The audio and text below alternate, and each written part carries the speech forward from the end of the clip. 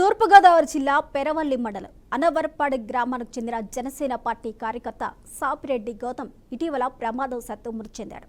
అనవరపాడు party అధ్యక్షుడు సూర్య నాగేశ్వర ఆధ్వర్యంలో ఆ గ్రామానికి విచ్చేసిన మంత్రి కందుల దుర్గేష్ మృతుని కుటుంబానికి మంజూరైన 5 లక్షల బీమా పరిహారం చెక్కును అందజేశారు. మృతుడు గౌతమ్ కుటుంబ సభ్యులతో మాట్లాడి ధైర్యం చెప్పారు.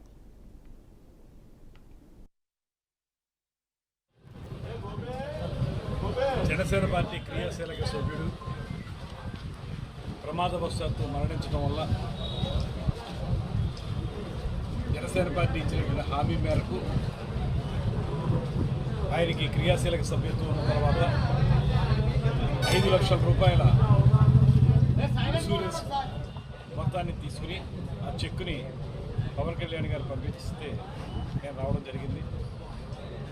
ఈ కార్యక్రమాన్ని చాలా ఉన్నతంగా తీర్చిదిద్దారు, రూపకల్పన చేశారు. కారణం ఏంటంటే పవన్ కళ్యాణ్ గారి సమావేశాలకు కానీ బహిరంగ సభలకు కానీ పెద్ద ఎత్తున జనం రావటం, మీటింగుల్లో పార్టిసిపేట్ చేయడం జరుగుతూ ఉంటుంది.